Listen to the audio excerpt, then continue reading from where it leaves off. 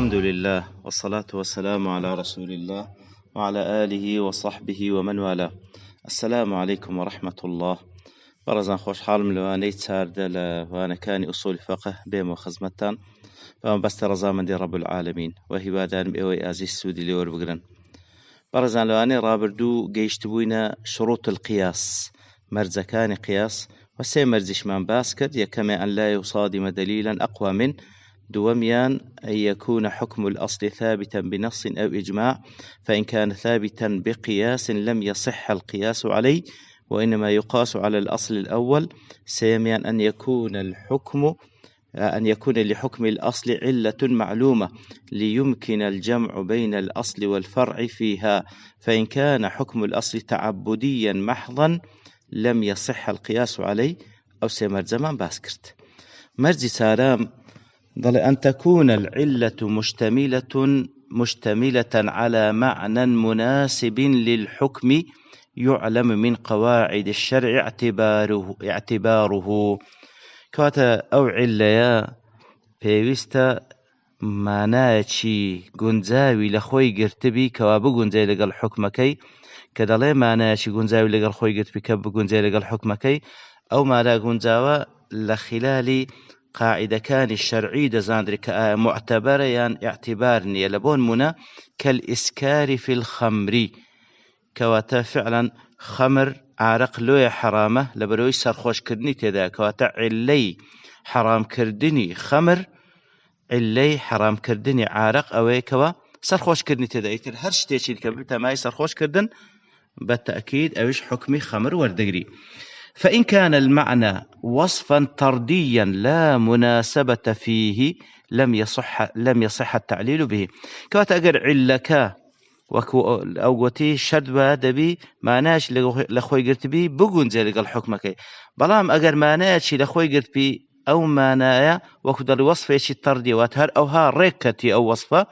هيز مناسبة وجنزاني تيدانية لقى الحكمك أو عليان نابي بعليش معتبر وكو كالسواد والبياض مثلا وكو سبيورش لبون منا كوان منيج دينتو دا قنزي لقل ياخذ الشرح أي باب من حكمك زياتر دكاتو. نموني حديث ابن عباس رضي الله عنهما أن بريرة خيرت على زوجها حين عتقت كواتا ابن عباس خواهي يقول لخوي باي برازيبي طلع بريرة كاتكوا آزاد كرا عتقت كاتكوا آزاد كرا خيرت على زوجها كواتا سربش كرا لله أو ميردي بمينيتو ياناتوكا طبعا لكاتك دا بخوي وبميردكي هردوشيان كويل بون بلام كاتك بخوي آزاد بو آدبي آفرتيشي آزاد لاي بياوش كويل بمينيتو لو حالتي حكم شرعي خيرت واتا سربش كرا بمينيتو يانمينيتو وكان زوجها عبدا أسود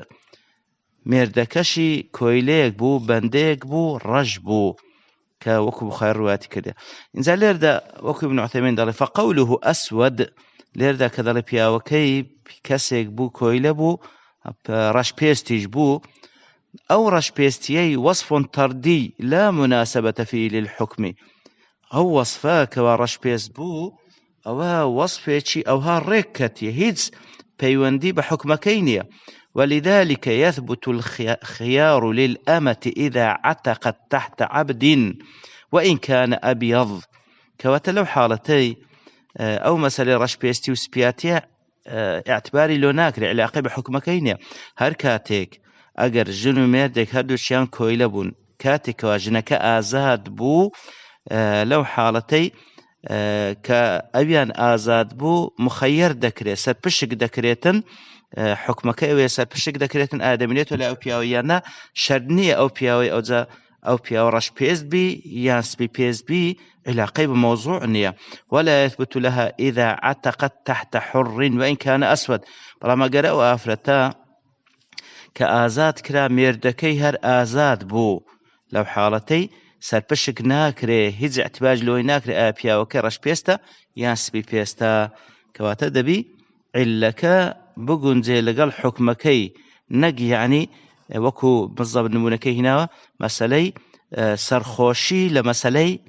خەمردا کەواتە دەبی عیلەکە مناسبی لەگەڵ حکمەکەی نەک وەصفێک بی هەروەها هاتێ وەکو ڕەش و سپیاتی. مەرجی پێنجەم أن تكون العلة موجودة في الفرع كوجودها في الأصل. كواتا وقت ما أما لمسألة قياس أصلك من هي لسر بينا دكين فرعك من هي دبانو قياس لسر بكين دبي عليش مشترك هبي لبينان دلي علة كده بموجود بلا فرعكي وكو لا أصلكي موجودة لبونمونة كالإيذاء في ضرب الوالدين المقيس على التأفيف. تأفيف يعني وكو ولا تقل لهما أوف بيان مالي بدايكو باب مالي أوف لبرتي لبروان آزاري بيدا تشيجن كاتو أوف دكي لبران بر تكليفيش أوان كواتا أزياد دانشيان قياس دكري لسر تأفيفكي وعيني آزار بيدا تشيجن بهر شويك بي فإن لم تكن العلة موجودة في الفرع لم يصح القياس. كواتا أزياد دانيان بليدان يعني خواهي قد فرن بيان مالي أوف لبرو آزار بيدا تشيجن أده قال ليان بدي من باب أولى آزار بيدا تشيجن لو حالتي كواتا ليدان قياس دكري لسر أوف كردن هردو تشان حراما أجر علك موجود نبي لفرع لو حالتي ناكري قياس لسر أو أصلا بكين. نمونيش كجديني تو أن يقال العلة في تحريم الربا في البر كونه مكيلا. كاسي يقبل والله علة لبر أوي كوا لجنم رباي بيدا كري طبعا جنم يقلو شش صنف ربوية كوادبي يدا بيد مثلا بمثل بي وكو معلومة كوا أجر برجان ميق لقل كاسيك بقوريوا تبيه يدا بيد بي وهروها هندية تشج بالنابي كمزياد بي أو أجر نوع شيان زيواز بي أو هنديك دلي أجر كاسيك بلي والله ربا لو يكل أصناف ربوي يعني عفوا جانم لو يكك الأصناف ربوي لبروي مكيلة واتيوكال واتبكيل حساب ذكري لا يخو ما بيقوتي بالربح حساب ذكري كيل من هي وزن من هي ديار وزن أوي كحساب قرصات يكي ذكري كيل أوي كحساب حجم كي ذكري حسابي حجم كي ذكري قباركي يتد لك كسيك بليتن ولا جانم لو يكل أصناف ربوي لبروي مكيلة وكبلي بالربادة تشري انتهى بلي ثم يقال يجري الربا في التفاح قياسا على البر. قال اوجا سيوج بها ماشي وقياس ذكري اوج دبيتا اصناف ربوي قياس ذكري لسر جنم قال او قياسا فهذا قياس غير صحيح لان العله غير موجوده في الفرع اذ التفاح غير مكيل. العله لفرعكي موجود كالسيوه لبري التفاح يوزن ولا يكال تفاح بابرين سيو وزن ذكري نقبة كيل بربا بتشيشريتن لويا داري أو علة بيشتا موجود بي لفرعكش هروكو لأصلكي موجودة. باشان ديتن باز لأقسام قياس دكاتن ينقسم القياس إلى جلي وخفي. كواتقياس دبتدوبش جلي أشكرا من هي خفي من هي شاراوية. كأوج مقصدي لو تقسيم قياس العلة باعتبار قوته باعتبار أويكوا علة كيتسن بهذا هنديشان جلية أشكرا هنديشان خفية. فالجلي ما ثبتت علته بنص أو إجماع أو كان مقطوعا فيه بنفي الفارق بين الأصل والفرع.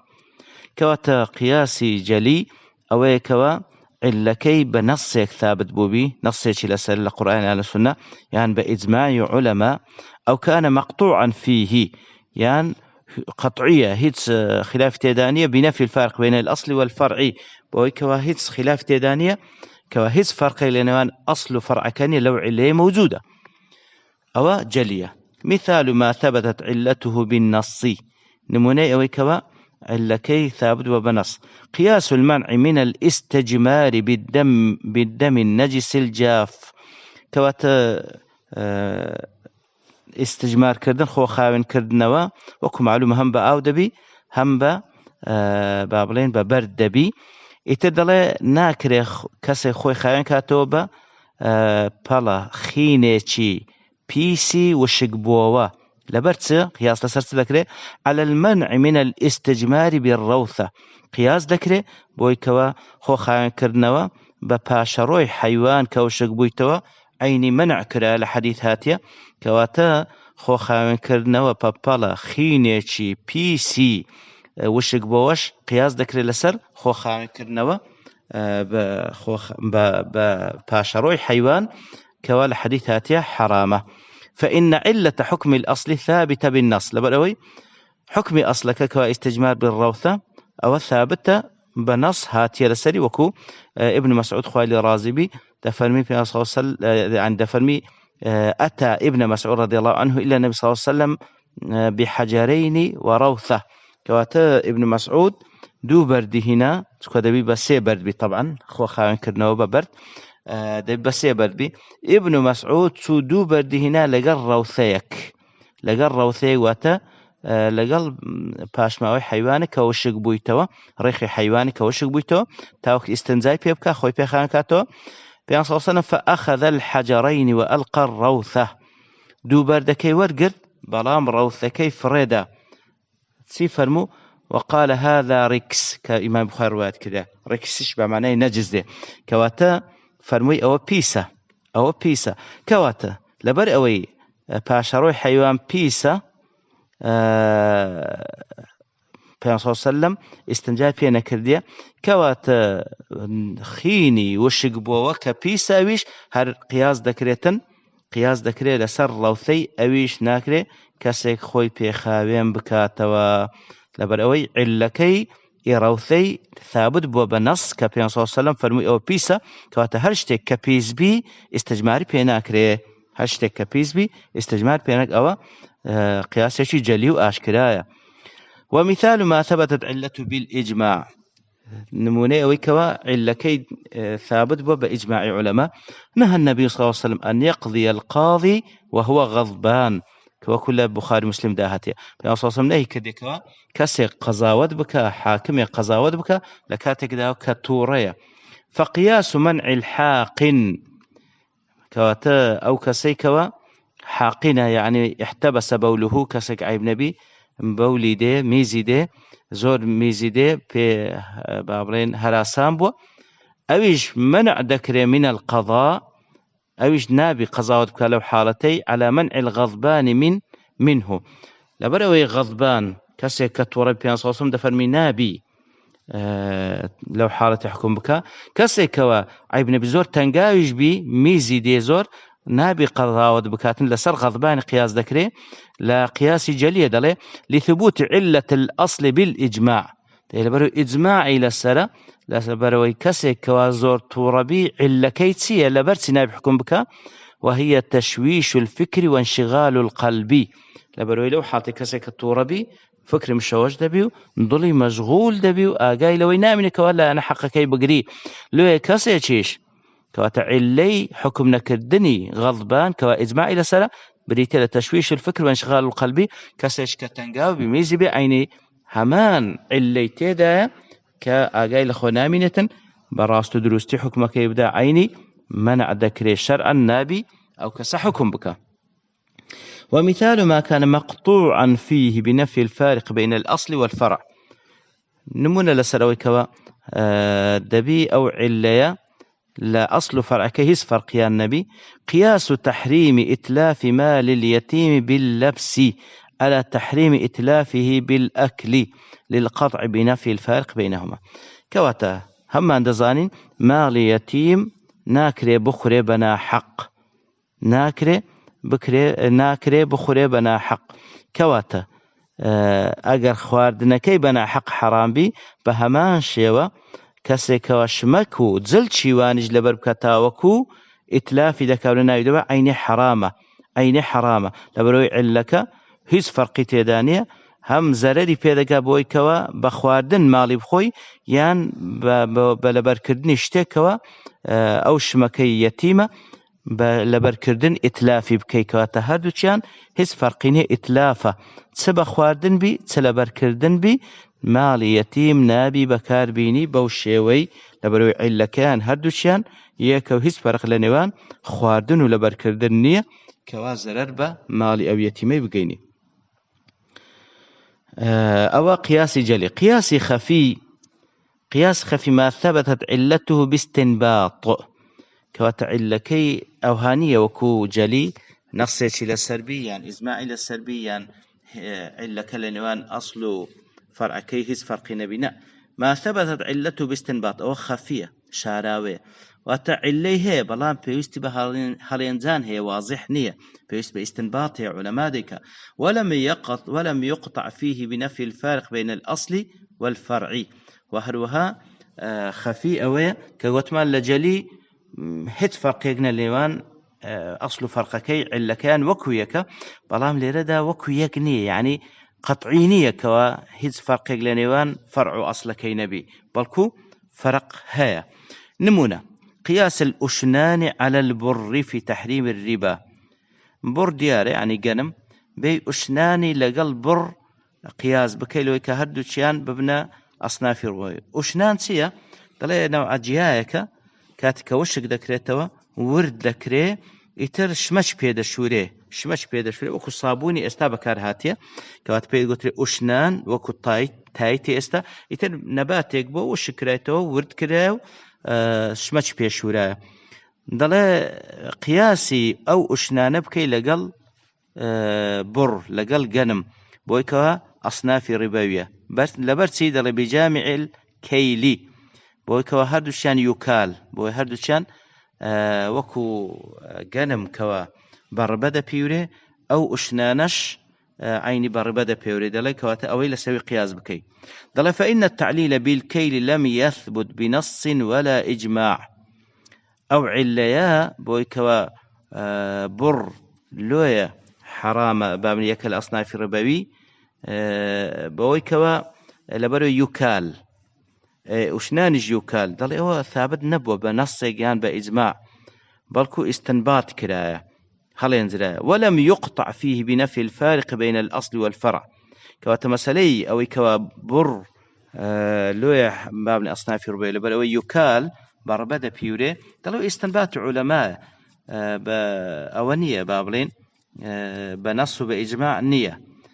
وهروها لولا فرقي لكشه أونية كوابلين والله هيس فرق لنوان أصل فرع النية نادز إذ من الجاز أن يفرق بين الذكري تفريق بكر النيوان جنمو لنيوان أشنان بويكوا بأن البر مطعوم جنم دخوري بخلاف الأشنان بلام أشنان ناخوري لبو تنظيفه خاكرنا وبكار دهندري أوش خفية. قياسش كمان هي بناوي قياس الشبه. قياس الشبه كواويش وهو أن يتردد فرع بين أصلين مختلفي الحكم كواتا وتشتكي لنوان دو أصل ذكري ما قياس بدو أصلان بكين كوا أو دو أصلها ليكو حكمش مختلف فيه وفي شبه بكل منهما بلام أو فرع للاك بويدتي للاك بويد كدتي فيلحق بأكثرهما شبها بي لو حالتي بكامها زيادة دتي دبي قياس بيبكين. نمونة العبد هل يملك بالتمليك كسيك كويلية دبيت ذكري خاوان داريتي أو باربكا كلكنيتي قياسا على الحر قياس بكري لسال إنسان شي آزاد أو لا يملك يا ناتواني ببتخاوان داريتي قياسا على البهيمة قياس بكي لقل جان لبر. إذا نظرنا إلى هذين الأصلين الحر والبهيمة دل أجر تمشأودو أصل بكين لقل حرك وآزاد قياس بكين لقل بهيمك دل وجدنا العبد متردد بينهما تمشادكي عبد لنوان أودو حالتين فمن حيث أنه إنسان عاقل يثاب ويعاقب وينكح ويطلق يشبه الحر لولا أنيك وكو إنسانك عاقل لسر كردوي ساك پاداش دريتو لسر كردوي خلافة عقاب ددري وهروها ذكري جنبين ذكري طلاق بدا لو حاطي بإنسان حردتي. ومن حيث إنه يباع ويرهن ويوقف ويوهب ويورث ولا يودع ويضمن بالقيمة يتصرف فيه يشبه البهيمة بلام لولا أنا اشتمشاي بك كوا ذكري ودفروش ليه برهن دادن دري وەکو وەقفێک ڕادەگیرێ دەکرێتە هیبە دەبەخشرێ و هەروەها میراتی دەگیرێ ولا یودە ولا بەڵام بەخۆی میرات وەرناگری و یوضمن وهروە زەمان دەکرێ بە قیمەتەکەی و هەروە تەسەڕوفی تێدا دەکرێت لەو حاڵتەی بەڕاستی زیاتر بهيمة وبجان لبردسي وقد وجدنا إنه من حيث التصرف المالي أكثر شبها بالبهيمة يتتمش هذا كلا لا تصرفه مالي وزيادة دشبهندري بجان لبر فيلحق بها لولا كواتا لتصرفه مالي زيادة قياس ذكر بهيمة وقبه إنسان حر طيب وهذا القسم من القياس ضعيف برام أو بشا لقياس كقياس شبه لا وازا إذ ليس بينه وبين الأصل علة مناسبة براستي علية مناسب لأنه فرع أصل كانية سوى أنه يشبه في أكثر الأحكام غير أولا بولا لزور يقل حكم كان بيودسي مع أنه ينازعه أصل آخر لقل أصل يشي كش منازع أي هي يعني دكريبة أويدك بشبهين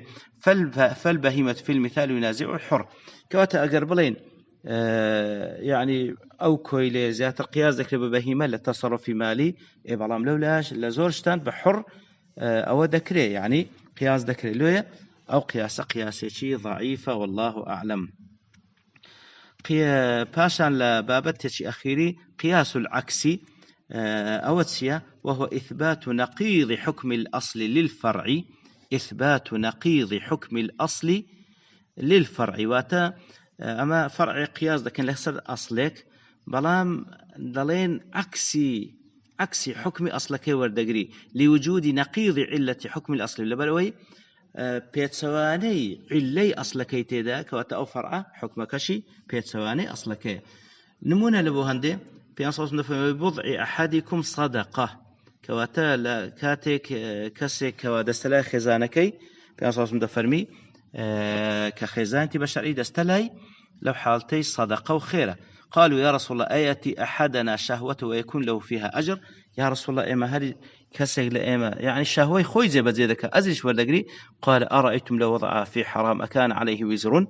أدي أقل لحرام دايبني لحرام أو كار أنزام بدا جناح ناقته فكذلك إذا وضع في الحلال كان له أجر هل وكل حرام جناح لقات برام لحلال أزري دقاته فأثبت النبي صلى الله عليه وسلم للفرع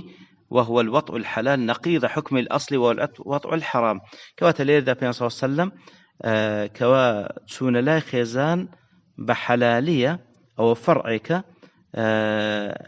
تسون لا أفرتك بحرامي أو أجر أصلك بيتن أو أصلك بيتن بين صلى حكم حلالك بعكس حكم حرامك دانا لبر النقيض لوجود نقيض علة حكم الأصل فيه لبر أوي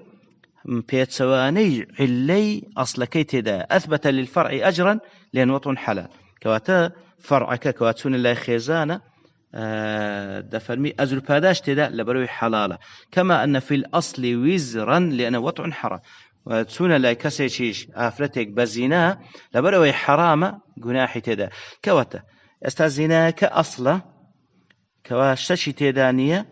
جناحة جناح بابن الزنا كأصله لبروي حرامة كواتا جناح بابلين عقابي تدا جناحي دقاتي أو كسا عكسي بي تسون لا خيزان لبروي حلالة أزل باداش دقاتي أو قياسي عكسي بيدقوتي والله أعلم بابتي التعارض وتتيك جيراني بلغكان تعريف كيك ذيكاد التعارض لغة التقابل والتمانع كواتلان لغة وتعارضية تقابل وتدوشد بين مقابلي يكتريان تمانع دوشد أويان أي منعك أي منعك ما بس تجدر ذا ولا لغته طبعا لابون من مثلا يقال سرت فعرض لي في الطريق عارض من جبل ونحوه لبر رجاء دارو يشتم يتل رجاء عرض لي عارض كذا لا عرض لي عارض أو ذات سياق يعني اشتك هذا بيشم أمني منعكر وتا أي قابلني ومنعني من المسير تمشاك لفظي بابلين عرض لي عارض لربما معناه قابلني ومنعني هاتي وتا سياق روبا رومبو أمني منعكر لرويشتنه ئیتر ئەوە وەکو لایانی لوغەت لە لایانی ئیستیلاح و زاراوەیەکی وەکو بابنە ئیستیلاحێکی ئوسولی فقهی بريتة لا تقابل الدليلين بحيث يخالف أحدهما الآخر كواتا تقابل دليلين وتعين تمانعهما وتدو دليل هل يقلوان أويدي كمنع بك والمراد بالدليلين الدليلان الظنيان دو دليل هردو شان ظنين قطعينين ظاهرا يك أويدي كمنع دكا أويدي كاش طبعا بالمقابل منع دكا لأنه لا تعارض بين قطعيين لو دلي تقابل دليلين دو دليل تعارضي يكتربان تبي أو دو دليل هذا ظني بن أجرنا تعارض نابل بين دو قطعي دو دليل قطعي تعارض رناد أو قطعي وظني وتعارض لبين قطعي وظني شرناد كواتك كدلي تعارض لبين دو دليل ظني كظاهرا بحيث يخالف أحدهما الآخر دو دليل ظني مقابل ويكتربين هل يقلوان مخالفة أو يكتربي وكدلي بحيث يمنع كل واحد منهما دلالة الآخر في الظاهر كواتا هل يقلوان دو دليل ظني هل يقلوان مخالف أو يكتربي هل يقلوان منعي أو مقابل كيبكال الظاهر وأقسام تعارض 4 صار جوري تعارض هي الأول أن يكون بين دليلين عامين لأن دو دليل عام وله 4 حالات ليش صار حالة ديتا بيش للتعارض لبين دو دليل عام وقشتي يكم أن يكون الجمع بينهما أن يمكن الجمع بينهما ذكريت جمع لبين هود دليلك بكريك هارك دليل عام بحيث يحمل كل منهما على حال لا يناقض الآخر فيها ذكري هر يقلوانا بابن هود دليل جمع بكري لنوانيان ويكوا هر يقلوانا لسر حالتك حمل بكري لسر حالتك ليك دريتوكا تيق نجيري لقل أويتريان لو حالتي ما دام إمكان جمعها فيجب الجمع تبي جمع بكري لنوانيان نمونا أو آتيك خواي قرب بيغمبر فرمي صلى الله عليه وسلم لسورة الشورى آتك من زاد وإنك لتهدي إلى صراط مستقيم وتا بيغمانة يا رسول الله رينموني دكي لبوريقات راست ولا آتك من زاد سورة القصص إنك لا تهدي من أحببت عيني خواي قرب سبحانه وتعالى بيغمبر فرمي صلى الله عليه وسلم أتونات واني هداية كسك بديك وأخوش الدبي كواتلا آتك الشورى إثبات هداية دكا لبيغمبر صلى الله عليه وسلم لو آتي القصص نفي هداية دكا أقل له كسك بخوش يشد به كود جمع ذكره والجمع بينهما أن الآية الأولى يراد بها هداية الدلالة إلى الحق وهذه ثابتة للرسول صلى الله عليه وسلم كواتا أو كم كإثبات هداية دكا هداية دان بمعنى هداية إرشادة هداية الدلالة إلى الحق رين موني كردن لبو حق أوش ثابتة لبو بيغمبر صلى الله عليه وسلم كوا خلشي رين موني دكا ريان نشان دا لبو حق بلام آتي دوام يراد بها هداية التوفيق للعمل كواتا أويان هداية إرشادة بلام أويان ما بس تيدا هداية توفيق واتا بابلين يارمتي دانو هاندان لبو أوي كوا كاري بيبكي وهذه بيد الله تعالى لا يملكها الرسول صلى الله عليه وسلم ولا غيره أو هداية التوفيق للس خاي قوري سبحانه وتعالى هيج كسيق نبيغمبر صلى الله عليه وسلم نغيري بيش أو هدايتين بدستوانيا كواتا أو الجمع كلال نيوان هردو بلغي عام هردو دليل عام أويان هداية إرشادية كمان إدواميان هداية توفيقة فعشان حالتي دوام كباز دكا كاتك ودو دليل عام تعارض بكن أجر حتى إمكان الجمع بالجمع دكي فإن لم يمكن الجمع نتواني جمع لنوانا بكي لو حالتي إيش كدت بيش فالمتأخر ناسخ إن علم التاريخ فيعمل به دون الأول لو حالتي أجر نكري أو دو دليلة كظاهرا تعارض يكترينا ليردا أجزاندرا كامان لدواي كامان هاتيا ليردا دبيت ناسخ ومنسوخ طبعا أوي أخيرك ناسخة أوي كذبت منسوخ كارب أوي أخيري ذكري نمونا لدرباري بروجيبون خوي يقول سورة البقرة لآية 187 وعلى الذين يطيقونه فدية طعام مسكين كواتا أواني كواتا توانن بروجيبن بلان بروجي نابن با مقابل دا فدية بدن كواب مقابل هالروجيك فقيرك نان بدن فمن تطوع خيرا فهو خير له بلان أوي تطوع بك كواتا لبدايات خوي سبحانه وتعالى فهم أوي كوادشتواني في بلان بينا با في ديبدا بلان أوي تطوع بك بتساكتر باشتر لبوي وأن تصوموا خير لكم كواتا فمن تطوع خيرا أوي زياتريش بدا أو تطوع لبوي أوي بروجيش بباشتر لبوتان وأن تصوموا خير لكم فهذه لا تفيد التخيير بين الإطعام والصيام مع ترجيح الصيام كواتا وآتا تسيلي وردجيره واتا سرپشك بون لنوان أوي كوا دتوان بي يام بي نبيو في ديي بدا بلام لأخير كجدف وأن تصوموا خير لكم أجر بروجي بن باشترى كواتا بروجي بون كي تخيير ترجيح دكا بلام دشكري بروجي نبي في ديي بدا بلام دواتا دفن فمن لا أتسطوش فمن شهد منكم الشهر فليصم هذه كيغلانغو جيش تماجي رمضان باب روجيبي ومن كان مريضا أو على سفر فعدة من أيام أخر بلام كسك ونخوش بو يان لسا سفر بو أو دكري دواتر قضاي بكاتوا كواتا أو آتي دوام تفيد تعيين الصيام أداء في حق غير المريض والمسافر كواتا لو آتي دوام دبي أو كسي كوا نخوش نيو لسفر دانيا دبي هرب روجيبي وتا تعيين ديكا لسري أداء وتلكات خوي بيبي بلام وقضاء في حقهما وأويك ونخوشا يان مسافرة دكري دواتر قضاي بكاتوا لكنها متأخرة عن الأولى كواتا أو آتي دوام لدواء آتي كم هاتيا فتكون ناسخة لها لو حاطي آتي دوام آتي كم النسخ كديتوا كما يدل على ذلك حديث سلمة بن الأكوع الثابت في الصحيحين وغيرهما وكل حديث سلمي كري أكوع هاتيك ولا صحيحين لغير وانشاتيا تفرمي لما نزلت وعلى الذين يطيقون فدية طعام مسكين كان من شاء صام ومن شاء أفطر وافتدى بطعام مسكين حتى نزلت الآية التي بعدها فمن شهد منكم الشهر فليصم فنسختها واتا تفرمي أو آتيكم كدابزي أو يبي يسبب خبروجي دبو أو يبي يسبب روجين دبو وفديي ددا حتى آتي دواترهات أو آتي يكمي نسخ كردوا أو حالة دوم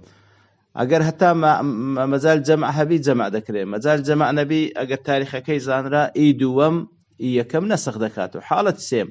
فإن لم يعلم التاريخ أديك تاريخ كشي نزاندري نشر جمع لنوانيان بكره عمل بالراجح إن كان هناك مرجح لو حاطيت مشاهدكين شهان راجح ترى لويتريان أجر فعلا ترجيح قبل نوان أو دحارته كان براجح كي ذكر كامي بهستره نمونه قوله صلى الله عليه وسلم من مس ذكره فليتوضأ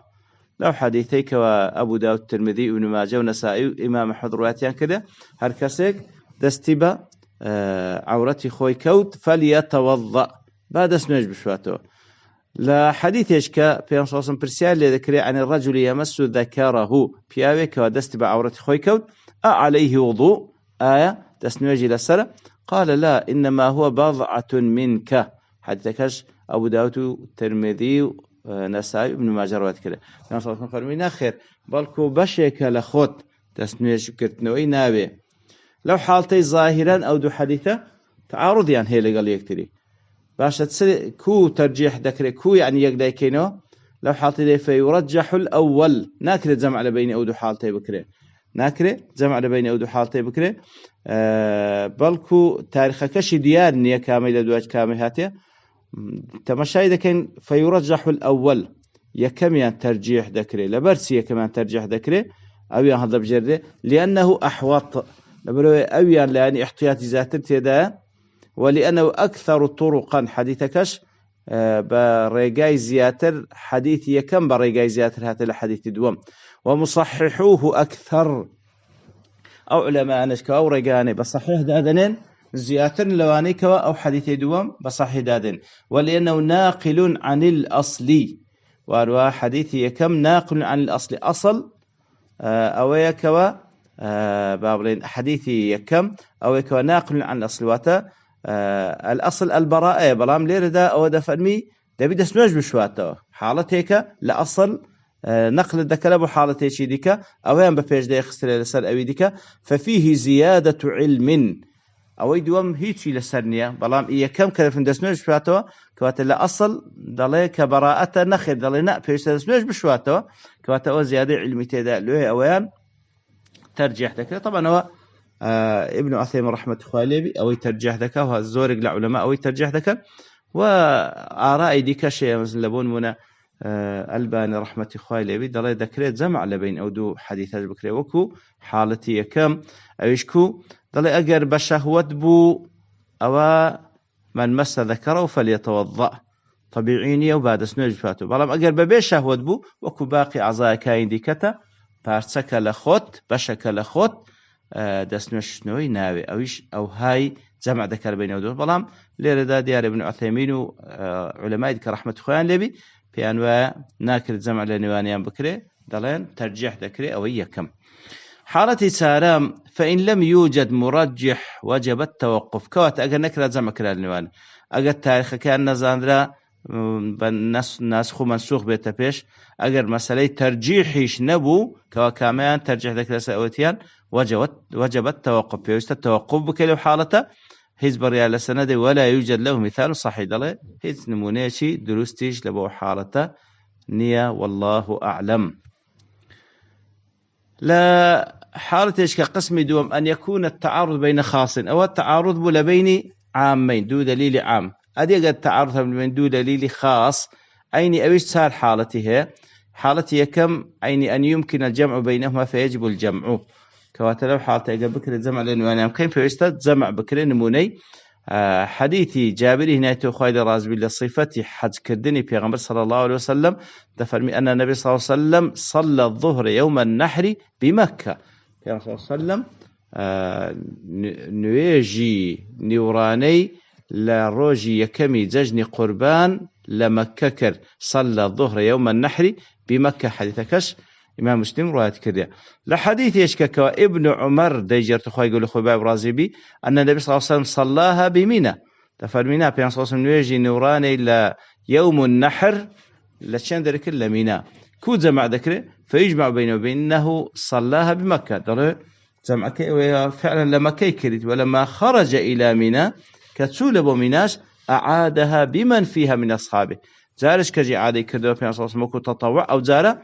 لو بو صحاباني كوالي موجودين لبوانش بيش نوجي كرد بلام او زالبو في اساسا ببوا تطوع واتوك واجب لمكي كردي تطوع كشي لمناكر بوشوي جمع ذكاء لنوانيان حالة دوام فإن لم يمكن الجمع ناكر جمع لنوانيان كي لو حالتي الثاني ناسخ او دوام ناسخ اگر تاريخ كان بزاندري نموني دين توا كاتك واخوي قول سبحانه وتعالى فرمي يا أيها النبي إنا أحللنا لك أزواجك اللاتي آتيت أجورهن وما ملكت يمينك مما أفاء الله عليك وبنات عمك وبنات عماتك أو آتي سورة بنزاز سورة الأحزاب لا آتي هل آت لسورة الأحزاب آت بنزاودو خوي لا يحل لك النساء من بعد ولا أن تبدل بهن من أزواج ولو أعجبك حسنهن كواتا لا آت بنزا خوي يقول فهمي خزانة كاني خوي خوي يقول لبوي حلال كذا طبعا ووانك وكو ملك اليمين وكو بابلين آفرة تجارية كان أو كواخوي يقول لكو فيئك وكو غنمك بيت بخشي وأنا حلال خوتن وبنات عمك وبنات عماتك وبنات خالك وبنات خالاتك إلى آخره لو آفرتاني تروكو كتسا ماما كانت كتسا بابلين كتسا بلكا كانت كتسا خالة كانت وهروا آفرتاني تر كوا أوي كوا خوي بيشكش بيان صلى الله عليه وسلم دكا لبوي هي بيان صلى الله عليه وسلم كوا بيان خوازي لبوي هي بيان خوازي بلام لو آتي دوام دفرمي تيتر لبوت حلانية غير خزانكاني خود ئافرەتی تر بینی یان تەبدیل بکەواتە یەکەش تەلاق بدە یەکەش کە بینەجێ ئەگەر پێشت جوان بن کەواتە ئاەتی دووەم لێی مەنع کرد زیاد بکە ئاەتی یەکەم ڕێگای پێدا بزیاد بکە لەو حاڵتەی دەڵێ مادام تاریخەکەی دەزاندرێ ئی دووەم ناسیخە لە بۆ یەکەم ئەوەش على ئەحد الأقوال کەواتە ڕەئی دیکەش هەیە بەڵام دەڵێ مادام تاریخەکەی زاندرا ئەو دوو ئاتە ظاهرەن با بڵێن تعارضیان هەیە ئی دووەم نسخی یەکەم دەکە والله أعلم فإن لم يمكن النسخ أدي أجر نسخش إمكان نبو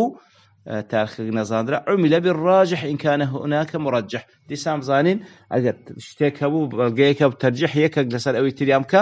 راجح كي هل بجين نمونة حديث ميمونة أن النبي صلى الله عليه وسلم تزوجها وهو حلال لحديث مسلم داهاتية دفرمي ميمونة بيان صلى الله عليه وسلم كاتك زوازي لقل كر لكاتك دابو كوا بيان صلى الله عليه وسلم حلال بو واتا لجير إحرام نبو أو ميمونة بخوي دجرتو كوا بيان صلى الله عليه وسلم زوازي لقل كر لو كاتك كوا بيان صلى الله عليه وسلم حلال بو واتا لجير إحرام دا نبو لا حديث ابن عباس خوالد رازي بلا خوي لبابي دفرمي أن النبي صلى الله عليه وسلم تزوجه وهو محرم حديثك البخاري مسلم رواتيان كرديا ابن عباس دفرمي كابن صلى الله عليه وسلم أي ما ذكر لجير إحرام دابو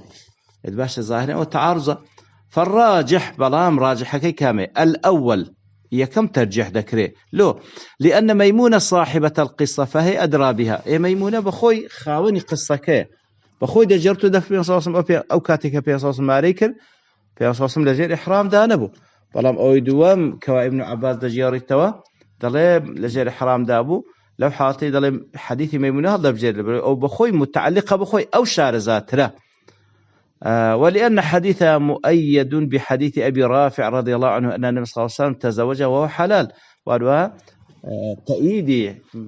حديثكي ميمونة حديث يكا أبي رافع خوالي راب دجرتو كوا بيان صلى الله عليه وسلم دفرمي تزوجه وهو حلال بيان صلى الله عليه وسلم كما ريكر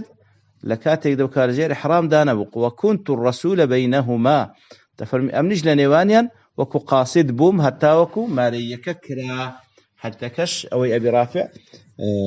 ابن حبان وإمام أحمد الترمذي روايتان كذا كواتل ذا حديث ميموني هذا بجد رأيش كش بابن عين علماء كباز لو حالته ذكر لأن لو حالتك ابن عباس دجرته كميموني خواسته ابن عباس تمني شي قد كبوة كواتا وشهر يكل بلغ كاريتر كوا زياتر حديث ميمونة هذا بجد حالتي سالم فإن لم يوجد مرجح وجب التوقف بلا ما قرهز بلغنا بسر كامان ترجيح بكري عين توقف لذكي ولا يوجد له مثال صحيح بلا عيني دله هز نمونيك نية كوا نموني بيننا ولو حالتي دو حالتي دي كش طبعا باز دكاتن عيني لمسألة تعارض قسمي سيم وقسمي تارم بلام أو كاتك واتوا دبيتن دوستين ببشتواني خواهي قولا لواني داهاتو توابي دكين وصلى الله وسلم على نبينا محمد وعلى آله وصحبه أجمعين وآخر دعوانا الحمد لله رب العالمين.